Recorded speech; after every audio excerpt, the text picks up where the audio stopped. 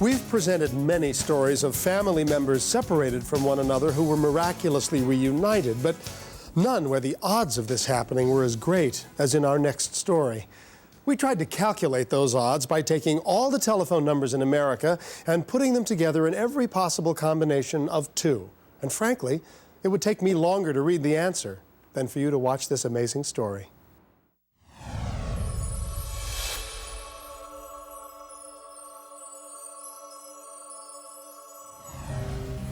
In June of 1999, after the sudden death of her husband, Evelyn Trant contacted her friends and family with the news.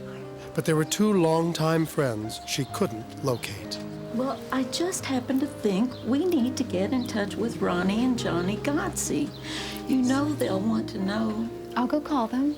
Evelyn's daughter-in-law, Karen, offered to help.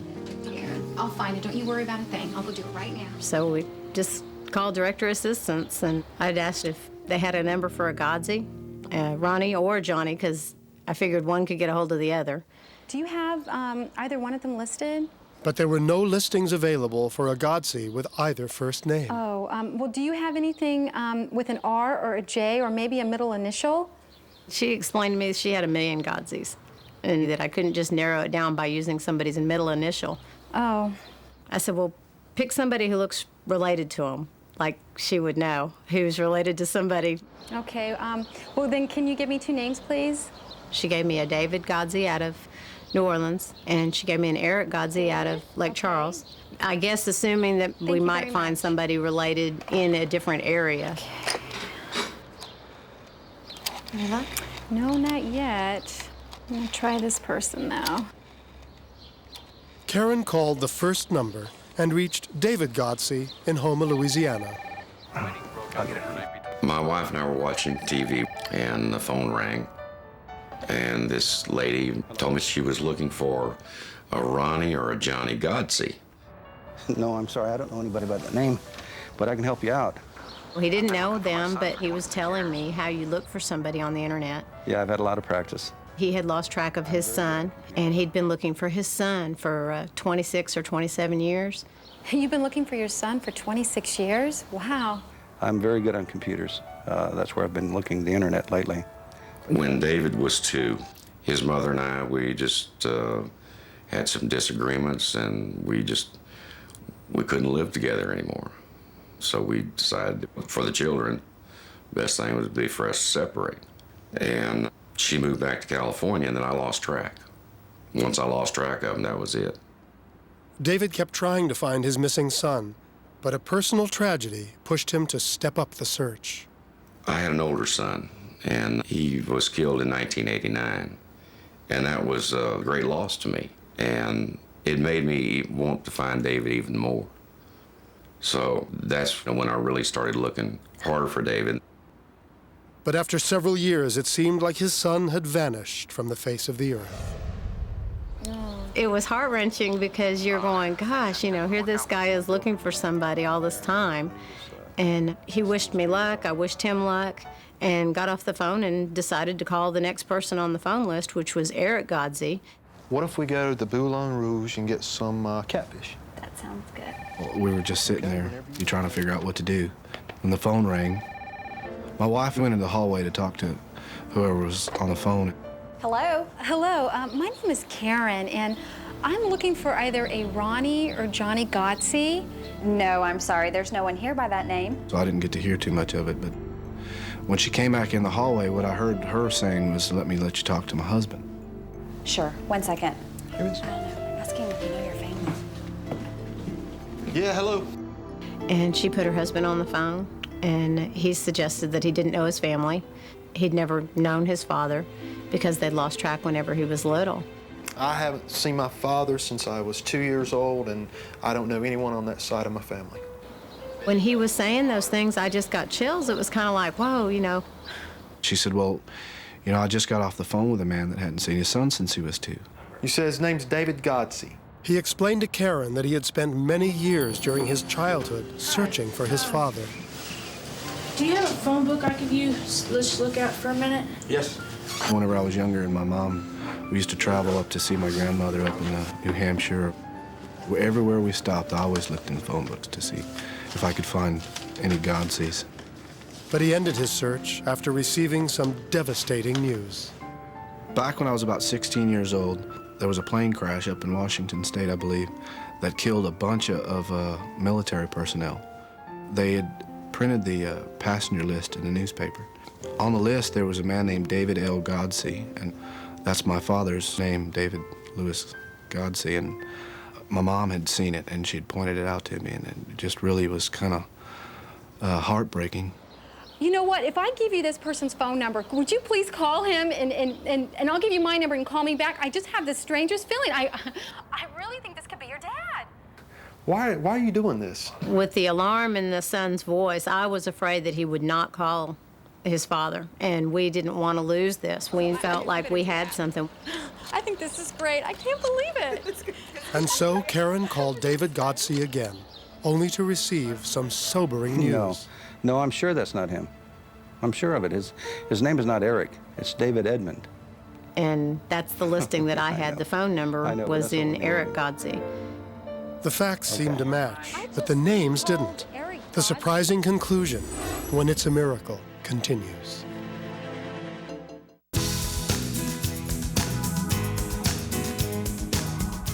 Oh, 2 phone numbers, huh?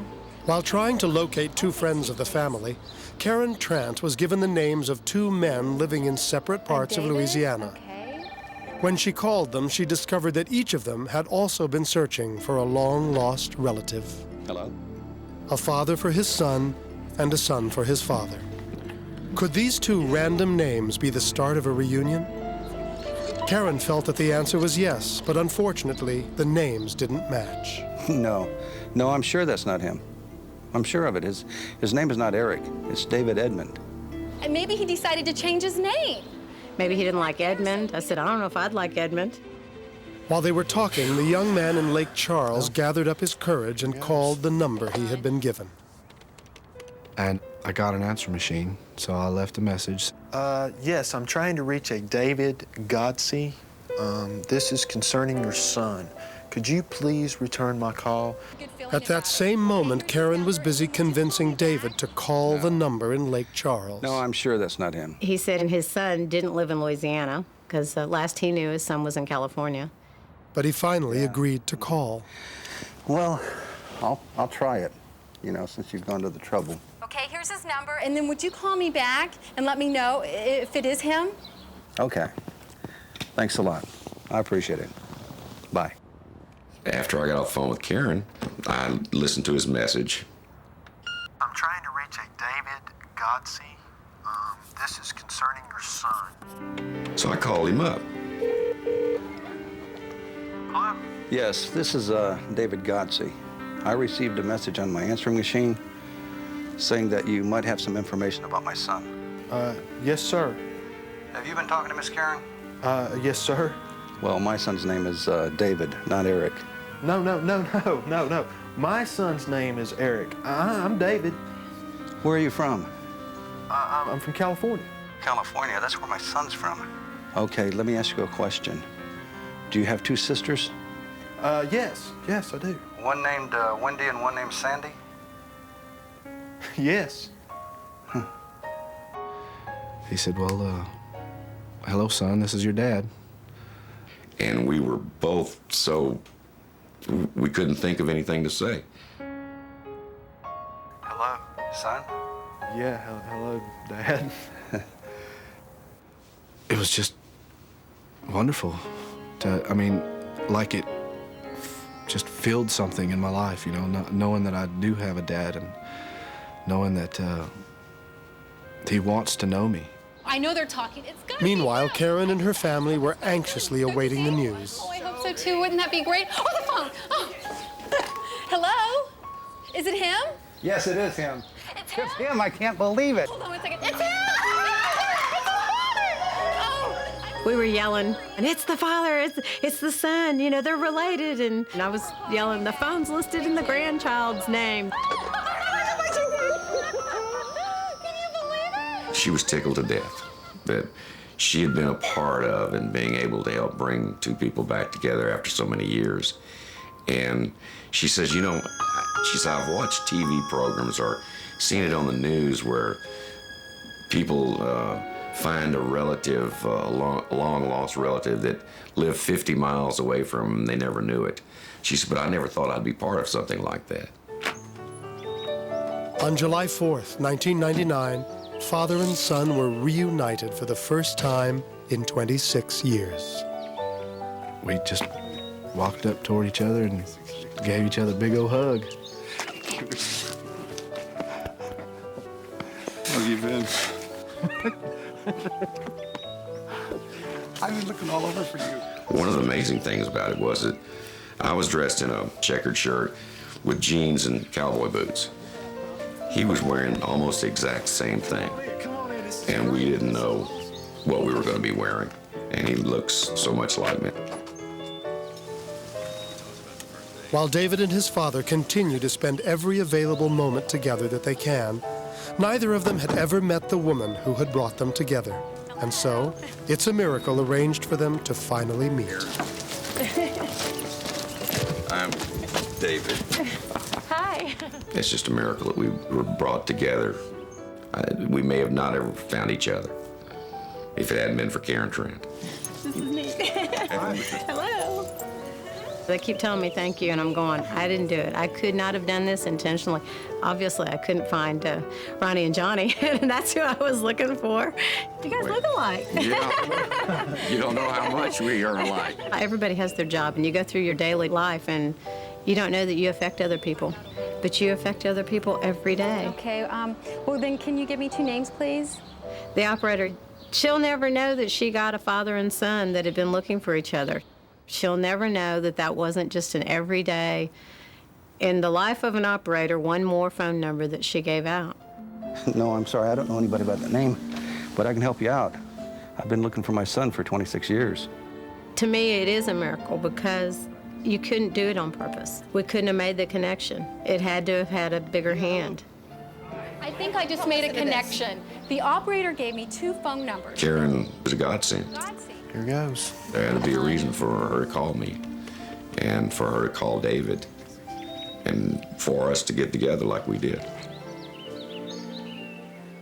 I don't know how to say other than it was a miracle. That's the only thing I can come up with to say.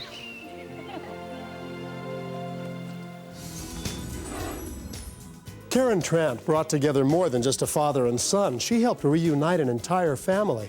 And they join us now from Lake Charles, Louisiana. Hey, everybody. Welcome to the show. Hi. I see you got some little ones with you this evening. Would you like to introduce them to us? Okay, these are my new grandsons. This is Devin, and this is Eric. And let's see, Eric is 6, and Devin is 5. No, he's 4. 4, you're still 4, huh? You're 5 on Monday. 3 days. 3 more days, huh? No, 2. Well, happy birthday, Devin. I also want to welcome David Jr.'s wife, Crystal. How has this reunion changed your life? It affected me deeply because along with my husband, I had wanted him to meet his dad. And we were, I don't know if Dave has said this before, but we were about to go out, and he just kept saying, let's just sit here, let's just sit here. For some reason, he was just procrastinating on leaving, and that's when the phone call came through, and that is a miracle that Karen had called and called us home at that point in time, or this would have never happened. Well, David Sr., how do you feel with all this new family sitting around you? Well, I find it hard to express the words how happy I am, but when you ask what the miracle is is sitting right here on either side of me and behind me. And again, all I can say is the one that had let this miracle happen was Karen Trent. Well, it seems that Karen's made you all very happy. Very happy. Yeah, Very happy. very happy to be together. And we're going to be spending a lot more happy days together. Well, I'm sure you will. And I want to thank you for spending this time with us, because it sure made me happy. Thanks a lot. You're very welcome. Thank you for having us. Bye. Thank you. Bye.